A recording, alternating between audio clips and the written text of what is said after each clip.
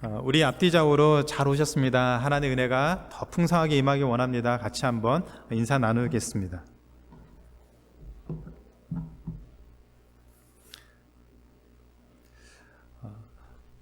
돈이 아주 많은 부자 청년이 있었습니다. 그런데 이 부자에게는 한 가지 진지한 삶에 대한 고민이 있었습니다. 어떻게 해야 영생을 얻을 수 있을까? 자기가 가진 많은 돈으로 영생을 얻을 수 없다는 것을 이 청년은 너무나도 잘 알고 있었습니다. 그 답답한 마음을 가지고 살다가 어느 날 예수님에 대한 소문을 들었습니다. 예수님이라면 자기가 오랜 시간 동안 고민하던 어떻게 하면 영생을 얻을 수 있을까라는 그 질문에 대한 답을 얻을 수 있을 것이다 라고 생각을 했습니다. 그래서 17절에 보니까 이 부자 청년은 멀리서 예수님 보자마자 달려와서 예수님의 발 아래 무릎을 꿇고 간절한 마음으로 물었습니다. 선한 선생님, 내가 무엇을 하여야 영생을 얻을 수 있겠습니까? 오늘 부자가 던진 이 질문은 사실 모든 사람들이 해야 하는 고민이고 질문입니다. 기독교인만이 아니라 종교를 가지고 있는 사람이라면 누구나 영생에 대한 답을 찾고 있습니다. 성경은 우리에게 영생에 대한 아주 확실한 답을 주고 있는데 안타깝게도 교회와 그리스도인들이 점점 영생에 대한 관심을 잃어가고 있습니다. 교회와 그리스도인의 관심은 그 고민은 영생이 아니라 세상의 복에 더 많은 관심을 갖고 있는 것 같습니다. 돈을 벌고 성공하는 것이 잘못된 것이 아니지요. 영생에 대한 관심이 사라진 그리스도인에게 돈과 성공과 건강에 대한 관심이 모든 것이 되어버린 것이 문제라고 생각을 합니다. 전도서 3장 19절에 보면 솔로몬은 이 삶과 죽음에 대해서 이런 말을 남겼습니다. 인생이 당하는 일을 짐승도 당하나니 그들이 당하는 일이 일반이라 다 동일한 호흡이 있어서 짐승이 죽음같이 사람도 죽으니 사람이 짐승보다 뛰어남이 없음은 모든 것이 헛됨이로다. 짐승뿐만 아니라 사람도 다 죽는다라고 했습니다. 따라서 어느 시점에서는 죽음에 대한 고민들을 해야 되는데 그것이 바로 영생과 관련이 있다라고 얘기를 합니다. 따라서 영생의 문제는 이 땅에 사는 모든 사람에게 매우 중요한 문제입니다. 그래서 우리도 이 청년이 이 부자가 던졌던 질문처럼 내가 무엇을 하여야 영생을 얻을 수 있습니까? 라는 그 질문을 드려야 되고 그것에 대한 해답을 반드시 가져야 됩니다. 그래서 오늘 이 부자의 질문을 통해서 우리가 어떻게 하면 영생을 얻을 수 있는지 함께 살펴보기 원합니다. 그래서 여러분들이 좀 더 이해를 하기 위해서 성경 말씀을 하나씩 찾아보면서 같이 말씀을 나누도록 하겠습니다. 어떻게 해야 영생을 얻을 수 있는지 묻는 그 부자에게 예수님은 살인하지 말라, 간음하지 말라, 도적질하지 말라, 거짓말하지 말고 내 부모를 공경하라라고 하셨습니다.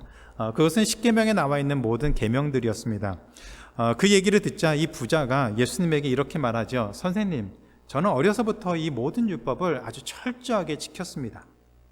어려서부터 그것들을 아주 귀에 못이 박히도록 들었고 저도 철저하게 그 율법을 지키려고 몸부림을 치면서 살았습니다. 이 부자의 말은 자신이 철저하게 율법을 지켰으니까 예수님이 그런 자신을 칭찬해달라고 하는 말이 아닙니다. 모든 율법을 철저하게 지켰는데도 불구하고 여전히 마음속으로는 내가 정말로 영생을 얻었는지 내가 정말로 구원을 받았는지 그 부분이 그 고민이 확신이 없다는 얘기죠. 떠나지 그런 고민이 아직도 해결되지 않았다는 말입니다. 그래서 이 부자는 이런 고민이 들 때마다 더욱더 철저하게 율법을 지켰겠지요.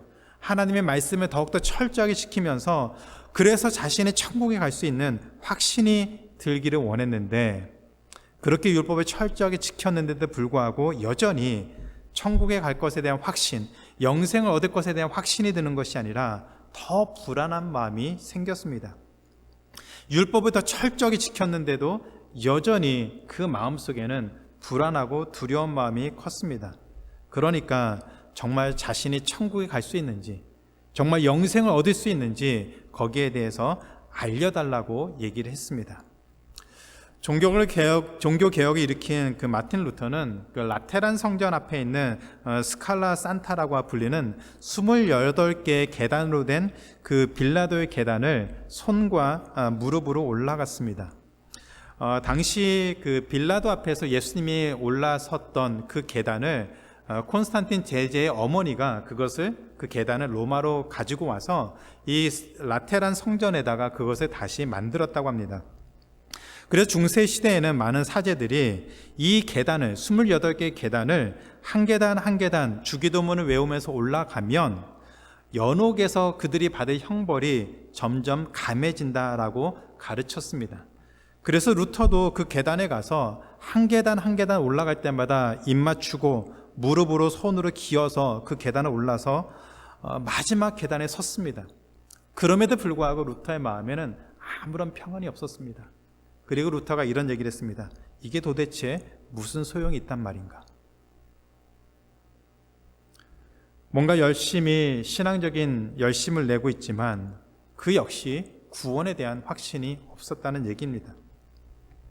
어쩌면 우리도 예배를 드리고 나름대로 열심히 신앙생활을 하고 있지만 정말 천국에 갈 수 있을까?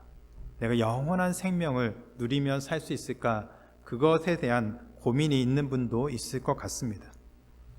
모든 율법을 철저하게 지켰다라고 고백한 그 대답한 부자에게 예수님이 21절에서 이렇게 말씀하셨습니다.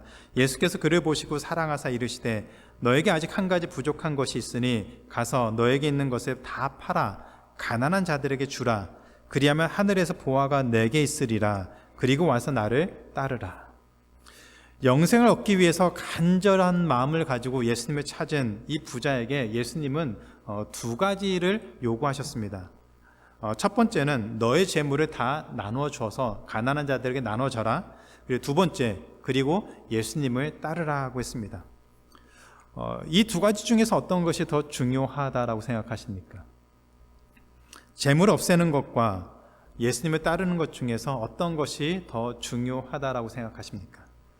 한번 이렇게 생각해 보면 좋을 것 같습니다. 우리가 가지고 있는 재물을 다른 사람에게 다 나눠주기만 하면 천국에 갈 수 있을까요? 당연히 아니죠. 재물을 나눠주는 것이 우리에게 천국을, 영생을 보장하는 것이 아닙니다. 예수님을 따라야만 우리는 천국의 영생을 누리면서 살 수 있습니다. 이 부자가 고민하는 그 문제는 예수님을 따라야만 해결이 됩니다. 그래서 예수님이 이 부자에게 재물을 포기하고 예수님을 따르면 너가 그렇게 갈급하면서 그렇게 찾기를 원했던 그 영생의 문제를 해결할 수 있다라고 말씀했습니다. 그런데 그 말씀을 들은 이 부자가 어떻게 반응했습니까? 22절입니다. 그 사람은 재물이 많은 고로 이 말씀으로 인하여 슬픈 기색을 띠고 근심하며 돌아갔다라고 얘기를 했습니다. 재물로 인해서 예수님을 따르지 않기로 결정한 부자가 떠난 다음에 예수님이 제자들에게 이런 말씀하셨습니다. 23절입니다. 재물이 있는 자는 하나님의 나라에 들어가기가 심히 어렵도다. 그리고 25절에 이어서 이렇게 말씀하셨습니다. 재물이 있는 자가 하나님의 나라에 들어가는 것이 얼마나 어렵냐면 낙타가 바늘길로 나가는 것이 부자가 하나님의 나라에 들어가는 것보다 쉽다라고 했습니다.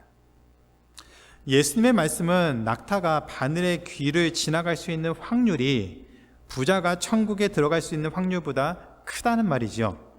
낙타가 바늘의 귀를 지나가기가 힘드니까 부자가 천국에 가는 것은 꿈도 꿀 수 없다는 그런 말처럼 생각이 됩니다. 물론 예수님의 부자는 절대로 천국에 갈 수 없다라고 하는 그 말을 하고 싶은 것은 아닙니다. 그 표현은 과장된 표현입니다.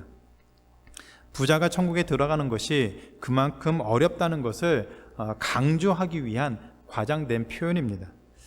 그렇다면 궁금한 것이 생기죠. 왜 부자는 천국에 들어가기가 어려울까요? 그 이유가 무엇일까요? 왜 예수님은 부자가 천국에 들어가기가 어렵다는 것을 이렇게 과장된 표현을 쓰면서까지 강조하면서 말씀하셨을까요? 그 이유는 바로 재물 때문입니다. 만약에 재물이 없었다면 영생을 갈급하던 이 부자 청년은 당연히 예수님을 따랐을 것 같습니다. 그러나 자신이 가지고 있는 그 많은 재물로 인해서 부자 청년은 예수님을 따르지 않기로 결정을 했습니다. 무슨 얘기냐면 천국을 포기할지언정 자신의 재물을 포기할 수 없다라고 생각한 것이죠. 그래서 부자는 자신이 그렇게 간절히 찾던 영생을 얻을 수 있는 방법을 발견하고도 그 길을 포기하고 집으로 돌아갔습니다. 그런데 예수님의 말씀은 재물을 버리는 데 초점을 둔 것이 아닙니다. 가난하게 되어야 구원을 받을 수 있다는 말을 하고 싶은 것이 아니지요.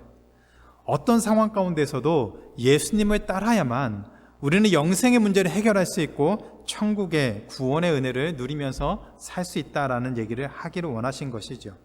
그래서 예수님을 따라야만 하는데 이 부자에게는 재물이 걸림돌이 되어서 예수님을 따르지 않았다고 얘기를 하고 있습니다. 물론 재물만 예수님을 따르는데 걸림돌이 된 것은 아닙니다. 어떤 사람에게는 명예욕이, 권력욕이 예수님을 따르는데 걸림돌이 될 수 있습니다. 어떤 사람에게는 좋아하는 스포츠나 취미 활동이 예수님을 따르는데 걸림돌이 될 수 있습니다. 또 어떤 사람에게는 자신의 경험이나 지식이 예수님을 따르는데, 하나님을 믿는데 걸림돌이 되어서 하나님을 믿지 못하도록 만들 수도 있습니다. 그러나 재물은 그 다른 것과는 차원이 다를 정도로 우리로 하여금, 사람으로 하여금 예수님을 따르는데 심히 큰 걸림돌이 되기 때문입니다.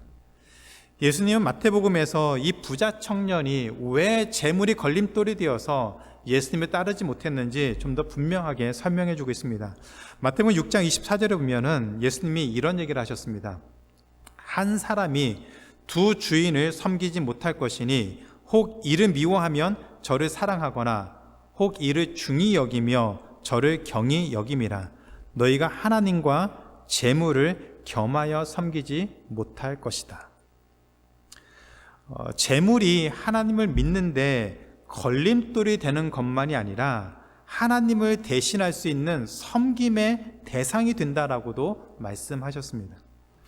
이것을 이해시키기 위해서 예수님은 하나님과 재물을 섬기는 것을 종이 주인을 섬기는 것으로 비유해서 설명을 하셨습니다. 여러분들 많이 들어보셨겠지만 종은 주인의 말에 절대 복종해야 됩니다. 주인은 그 종을 죽일 수도 있고 살릴 수도 있는 권한이 있습니다. 그래서 종은 주인이 명령하는 것을 절대 복종해야 됩니다. 목숨을 바쳐서라도 주인의 명령에 순종하는 것이 종의 역할이었습니다. 만약 우리가 하나님의 종이라면 우리는 하나님의 명령에 절대적으로 순종해야 됩니다. 그러나 만약 우리가 재물의 종이라면 재물의 명령에 절대적으로 순종해야 되죠. 그래서 하나님과 재물 중에서 자신이 섬겨야 할 대상을 선택하라고 얘기를 하고 있습니다. 그런데 사실 이 재물이라고 하는 것은 가치 중립적인 것이죠. 그것 자체에 의미가 있는 것이 아닙니다. 사람이 그 재물에게, 돈에게 가치를 부여합니다. 예를 들어서 1불이라는 그 돈의 가치를 어느 정도로 산정하면 물건을 사고 팔 때 그 돈을 지불하면 우리가 원하는 물건을 구입할 수가 있습니다. 그런데 사람들이 이 돈의 가치를 우리가 일상적으로 알고 있는 그 정도의 가치로 두는 것이 아니라 하나님 수준으로 이 돈의 가치를 올려놨습니다. 그리고 그 돈을 마치 하나님인 것처럼 하나님을 대신할 수 있는 그런 존재로 섬기기로 결정했다는 얘기입니다. 그 돈의 말을 따르지 않으면 안 되는 대상으로 이 돈의 위치를, 가치를 그렇게 올려놨습니다. 영어로 물질주의를 memmonism이라고 하는데 이 말은 헬라어의 돈이라는 멤몬이라는 것으로부터 나온 얘기입니다. 하나님보다 돈의 힘을 믿고 사는 세상이 바로 예수님이 경고하신, 말씀하신 그런 삶의 모습이었습니다. 이 부자 청년이 예수님을 따르는 것을 포기하고 재물을 붙잡고 집으로 돌아간 이유가 바로 그 자신 역시 하나님보다 재물을 하나님의 모습으로, 하나님 자신이 섬겨야 될 그 영역으로 놨기 때문이었습니다. 그래서 돈을 위해서 살기로 결정하고 예수님을 따르지 않기로 결정하고 떠난 것이었습니다.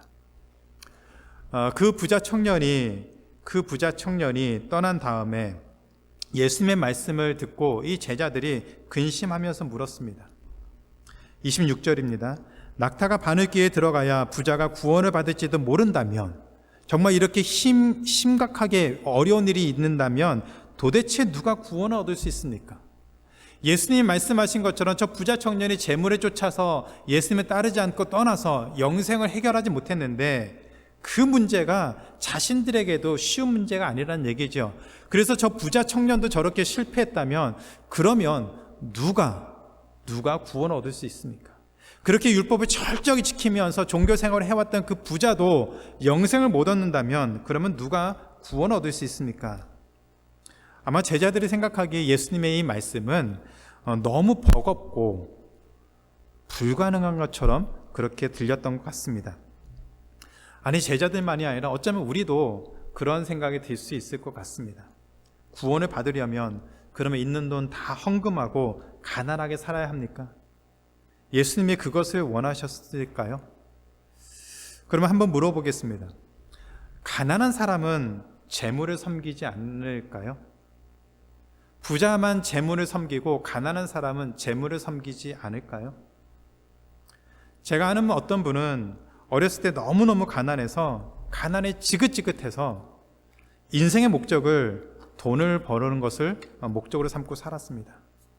평생 돈을 쫓아서 살았습니다. 왜요? 가난에 너무너무 지긋지긋해서. 그래서 그분이 한 50 정도 되었을 때 제법 큰 돈을 가지고 있다라고 저에게 얘기를 하셨습니다. 제가 볼 때는 가난한 사람은 재물을 싫어하는 것이 아니다, 그렇게 말할 수도 없는 것 같습니다.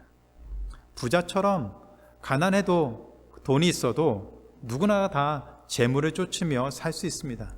그러다가 부자가 될 수도 있고 여전히 가난하지만 재물을 쫓으며 섬기며 살 수 있다는 얘기입니다.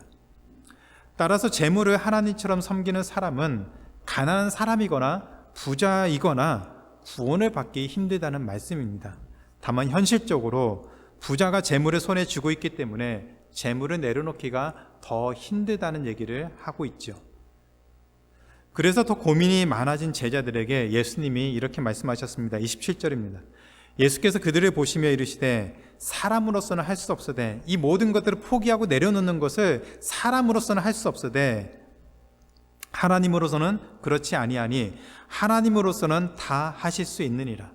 재물을 포기하는 것이 사람의 생각과 의지로는 정말 힘들고 어려운 것이지만, 예수님을 따르는 것도 하나님이 은혜를 주시지 않으면, 우리의 마음을 바꾸지 않으면 죽었다 깨어나도 우리 힘으로 할 수 있는 것이 아니지만, 하나님이 우리에게 은혜를 주시면 우리는 과감하게 선택하고 결단을 내리고 그리고 마침내 예수님을 따르는 그런 삶을 살 수 있다라고 말씀하셨습니다. 하나님의 은혜로 우리는 재물도 내려놓을 수 있고 예수님을 따르는 삶을 살 수 있고 하나님을 기뻐하시는 삶을 살 수 있다라고 얘기를 하셨습니다. 이 말씀을 듣자 제자들이 반색을 하면서 자신들의 모습을 보고 깜짝 놀라서 얘기를 했습니다. 자신들의 모습을 보니까 그래도 나름대로는 포기할 것들이 있었고 포기해왔고 그리고 예수님을 따르는 그런 모습이 있었거든요. 그래서 28절에 이렇게 얘기합니다. 베드로가 여짜와 이르되 보소서 우리가 모든 것을 버리고 주를 따랐습니다. 무슨 얘기입니까? 칭찬해 달라는 것이죠. 예수님 말씀하신 것이 사실이라면 우리는 모든 것을 버리고 예수님을 따랐으니, 저 부자 청년과는 다르게 우리는 모든 것을 버리고 예수님을 따랐으니까 우리는 구원받은 것이죠. 우리는 영생의 문제를 해결한 것이죠. 맞습니까? 라고 물었습니다. 그에 대한 예수님의 대답이 29절 이하에 있습니다.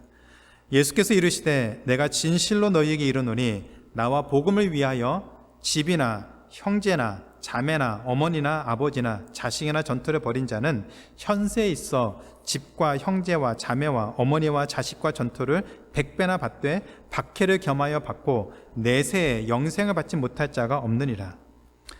앞부분에서는 예수님이 재물에 대해서만 말씀하셨는데 지금은 재물만이 아니라 부모와 형제와 자식도 버려야 한다라고 말씀하셨습니다. 그렇게 되면 우리가 포기한 것, 우리가 내려놓은 것보다 100배나 많은 복을 얻을 수 있다라고 말씀하셨습니다. 예수님이 하신 말씀은 우리가 포기하고 잃어버린 것과는 비교되지 않을 정도의 그 풍성한 것, 그 풍성한 은혜를 우리에게 약속하신다는 것을 역시 과장된 표현으로 말씀하셨습니다. 그런데 혹자는 이 말씀을 잘못 해석해서 주의 일을 하려면, 예수님을 믿으려면 부모, 형제, 가족들을 다 버려야 한다라고 가르치는 분이 있습니다. 그것은 틀린 얘기입니다. 그 말대로라면 베드로 역시 아내를 버려야 되는데 베드로는 아내를 버리지 않았습니다. 늘 같이 있었고 함께 했습니다. 심지어는 이 구절을 인용해서 교회 일을 위해서 가정을 돌보지 않는 것을 잘한다라고 가르치는 분이 있는데 그것도 잘못된 가르침입니다. 성경 어디에도 가정을 소홀히 여기면, 그래서 교회를 잘 섬기면 하나님이 기뻐하시고 복을 주신다는 말은 없습니다. 목사 역시 가정을 잘 돌보고 세워야 됩니다. 목사만이 아니라 장로도, 권사도, 집사도 마찬가지입니다. 그리스도인이라면 가정을 잘 돌보고 세워야 됩니다. 바울은 디모데전서에서 교회 일꾼을 세울 때도 가정을 잘 세우는 사람을 교회 일꾼으로 세우라고 했지, 가정을 등한시 여기고 버리고 아무런 관심도 갖지 않으면 하나님이 기뻐하신다라고 얘기하지 않았습니다. 이 구절은 다른 것보다 교회 일에 헌신해야만 한다라고 해야 그것을 설명하기 위해서, 강조하기 위해서 갖다 붙이는 말이 아닙니다. 선교지에서, 아니면 우리가 세상을 살아가다가 믿음을 지키면서 살려다가 가족들이 위험한 상황에 처하기도 하지요. 심지어는 죽임을 당할 수도 있습니다. 가족 가운데 불신자들이 있어서, 불신자들이 많다면 예수님을 믿는다는 이유만으로 우리는 비웃음을 당할 수도 있고 어려움을 당할 수도 있습니다. 핍박을 당할 수도 있습니다. 예전에는 함께 제사도 드리고 한 가족이었는데 예수님을 믿으면서 그런 가족과 함께 제사에 참여하지 않는 것을 인해서 가족들과 등진 것처럼 오히려 그래서 핍박을 받을 수도 있다는 얘기입니다. 그래서 예수님을 따르는 그 신앙 때문에 가족 중에 누가 핍박을 하거나 핍박을 당하는 그런 어려움에 처해도 그 모습이 마치 가족을 버린 것처럼 보일지라도 그래도 예수님을 따르는 제자로 살겠느냐, 그 얘기입니다. 우리가 세상을 살면서 원하는 것을 다 얻기 위해서 예수님을 따르는 것이 아니라 예수님을 따르면서 어쩌면 우리가 가지고 있는 것도 내려놔야 되고 내가 가지고 있는 것을 포기할 수 있는, 또 어려움을 당할 수 있는 그런 상황에 처할지라도 예수님 믿는 것을 포기하지 않고 영생을 바라보면서 살겠느냐, 그 얘기입니다. 우리는 모든 것을 버리고 예수님을 쫓고 있습니다 라고 말하는 그 제자들에게 영생을 받지 못할 자가 없다. 힘들어도 제자의 길을 걷는 사람은 반드시 영생을 받는다라고 얘기를 했습니다. 믿으십니까? 우리가 예수 그리스도를 온전하게 믿고 신뢰하고 살아간다면 때로는 우리에게 당하는 어려움과 여러 그 핍박과 환난들이 우리의 신앙을 좌절시키게 만드는 것이 아니라 그럼에도 불구하고 우리 신앙을 지키고 나아가면 하나님 우리의 삶을 인정해 주시고 은혜 가운데 지켜주신다는 말씀을 하고 있습니다. 우리가 하나님의 자녀가 되었다면 하나님은 반드시 우리를 지켜주시고 영원한 생명을 누릴 수 있도록 이끄신다는 사실을 기억하며 살아야 된다는 것을 강조하고 있습니다.